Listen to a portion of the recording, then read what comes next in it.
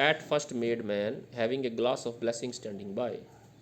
जब भगवान ने सबसे पहले आदमी को बनाया तो उसके पास एक ग्लास था जिसके अंदर ब्लेसिंग्स भरी हुई थी। ठीक है, एक मर्तबान था साइड में, उसमें तरह तरह की ब्लेसिंग्स थी। Let us said he pour on him all we can. तो भगवान ने कहा कि चलो इस प्राणी के ऊपर वो सब कुछ उड़ेल देते हैं जो हमारे पास है, दुनिया भर की खुशियाँ, धन दौलत स्वास्थ्य ऐश्वर्य एन्जॉयमेंट जो भी है, ब्लेसिंग्स जो भी होती हैं। Let the world's riches which disperse lie contract into a span. तो वर्ल्ड की जितनी भी रिचेज़ हैं, रिचेज़ का मतलब दुनिया की धन दौलत संपदा खुशी जो भी है, जो डिस्पर्स पड़ी है इधर उधर, उन सभी को एक छोटे से स्पैन के अंदर मैं कॉन्ट्रैक्ट कर देता हूँ। स्पैन का मतलब ह्यूमन लाइफ का जो स्पैन है 60-70 साल का 80 साल का, कॉन्ट्रैक्ट कर देता हूँ उसमें समेट देता हूँ सारी खुशियाँ, सारी ब्लेसिंग्स एक छोटे से उम्र के अंदर। So strength first made a way. सबसे पहली ब्लेसिंग क्या थी? स्ट्रेंथ। उसने स्ट्रेंथ दी। Then beauty flowed. उसके बाद क्या दिया भगवान ने? ब्यूटी दी। Then wisdom honour pleasure. उसके बाद ये चीज़ें दी, विजडम यानी बुद्धिमानी दी। ऑनर मीन्स थोड़ी सी, ऑनर का मीन्स इज्जत सम्मान दिया। प्लेजर का मतलब आनंद दिया। When almost all was out God made a stay. जब सारी चीज़ें लगभग बंट चुकी थी, दे दी थी, तो भगवान रुक गए। Perceiving that alone of all his treasures rest in the bottom ले। वही बात आपके वाली कि सारी चीज़ें तो दे दी, एक चीज़ रख ली भगवान ने, that is rest, mean peace. Peace नहीं दी, बाकी सब ले ले। प्लेजर और पीस में तो फ़र्क है ना, प्लेजर और पीस में फ़र्क है। Perceiving that alone of all his treasure rest in the bottom lay for if I should said he. तो उसने कहा कि अगर मैंने ये भी दे दिया, best of this jewel also on my creature, अगर मैंने अपने क्रीचर्स को, प्राणियों को ये ज्वेल भी दे दिया, ये गहना या ये ब्लेसिंग भी दे दी, he would adore my gifts instead of मी।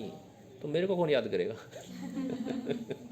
वो तो फिर जो मैंने चीज़ें दी है वो तो उन्हीं के ही गुण गाएगा कि क्या बात है, क्या सेहत है, क्या पैसा है मेरे पास, क्या मेरे पास ब्यूटी है।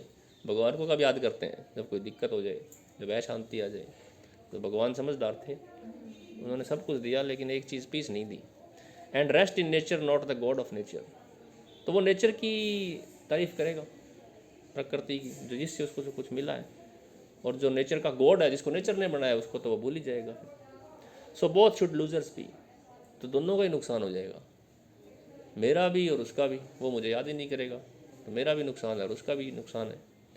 Yet let him keep the rest but keep them with repining restlessness. यहाँ पे जो ऊपर वाला है ना, let him keep the rest, rest का मतलब बाकी बची हुई चीज़ें सारी। रेस्ट हम शेष के लिए भी यूज़ करते हैं ना, बची हुई चीज़ें। तो कहता है late him keep the rest, बाकी चीज़ें उसको रहने दो, but keep them with ripening restlessness. परंतु वो सारी चीज़ें होंगी उसके पास बेचैनी से भरी हुई, रेस्टलेसनेस रहेगी उसको। सब कुछ मिल जाएगा लेकिन एक अजीब सी बेचैनी रहेगी उसके अंदर। वो मैं नहीं देता, वो दे दी तो फिर मुझे भूल जाएंगे। Let him be rich and weary that at least if goodness lead him not yet weariness में toss him into to my breast.